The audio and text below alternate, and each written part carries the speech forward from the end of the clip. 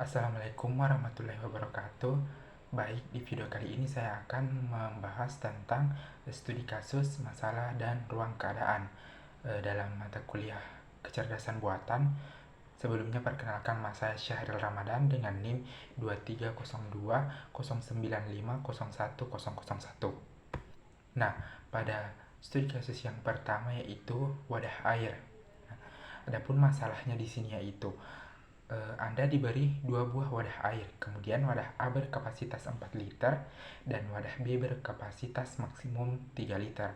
Kemudian terdapat sebuah keran yang dapat mengalirkan air dengan jumlah tidak terbatas yang digunakan untuk mengisi wadah-wadah tersebut. Kemudian bagaimana Anda dapat mengisi tepat 2 liter air di dalam wadah berkapasitas 3 liter tersebut. Selanjutnya, ruang keadaan pada studi kasus wadah air ini yaitu asumsikan X mempresentasikan jumlah air dalam wadah 4 liter dan Y mempresentasikan jumlah air dalam wadah 3 liter, sehingga X sama dengan 0, 1, 2, 3 atau 4 dan Y sama dengan 0, 1, 2, dan 3. Kemudian ruang keadaannya itu himpunan pasangan X dan Y. Kemudian initial state keadaan awal menyatakan jumlah air dalam kedua wadah masih kosong sehingga X dan Y adalah 0,0. Kemudian goal state-nya yaitu memperoleh tepat 2 liter pada wadah yang berukuran 3 liter sehingga goal state dipresentasikan sebagai N2 untuk setiap nilai N.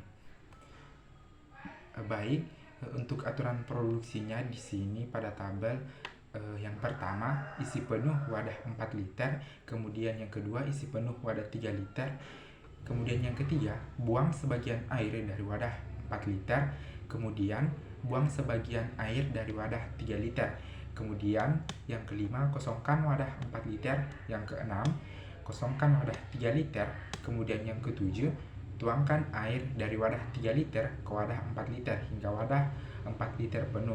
Kemudian yang ke-8, tuangkan air dari wadah 4 liter ke wadah 3 liter hingga wadah 3 liter penuh. Kemudian yang ke-9, tuangkan seluruh air dari wadah 3 liter ke wadah 4 liter. Kemudian yang ke-10, tuangkan seluruh air dari wadah 4 liter ke wadah 3 liter.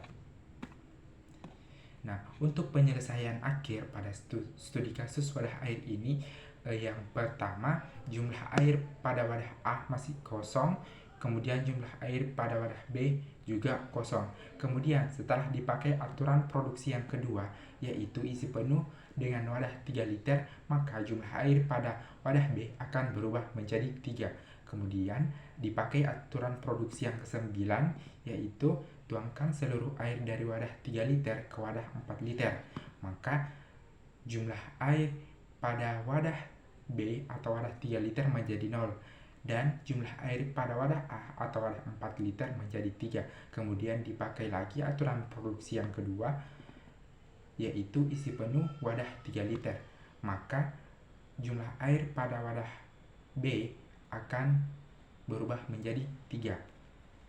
Kemudian dipakai aturan produksi yang ketujuh, yaitu tuangkan air dari wadah 3 liter ke wadah 4 liter hingga wadah 4 liter penuh. Maka jumlah air pada wadah A menjadi 3 liter dan jumlah air pada wadah A menjadi 4 liter dan jumlah air pada wadah B menjadi 2 liter. Maka telah dicapai goal state-nya yaitu memperoleh tepat 2 liter pada wadah yang berukuran 3 liter. Kemudian untuk studi kasus yang kedua yaitu puzzle 3x3.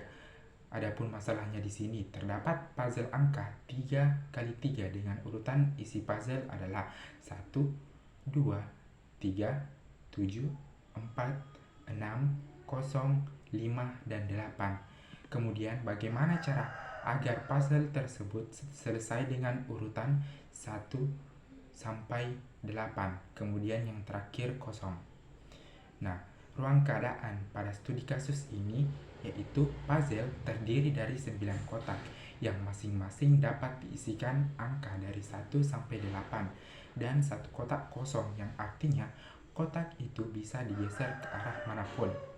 Adapun initial state-nya yaitu urutan angka pada puzzle tersebut yaitu 1, 2, 3, 7, 4, 6, 0, 5, dan 8. Kemudian goal state-nya atau tujuan atau posisi akhirnya yaitu 1, 2, 3, 4, 5, 6, 7, 8, dan 0.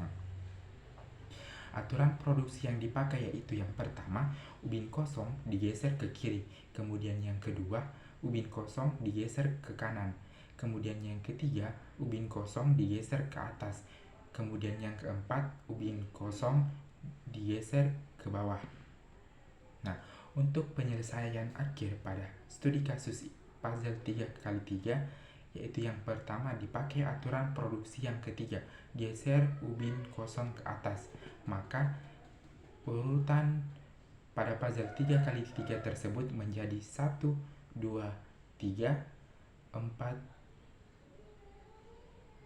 6, 7, 5, 8. Kemudian kita pakai aturan produksi yang kedua yaitu geser ubin kosong ke kanan.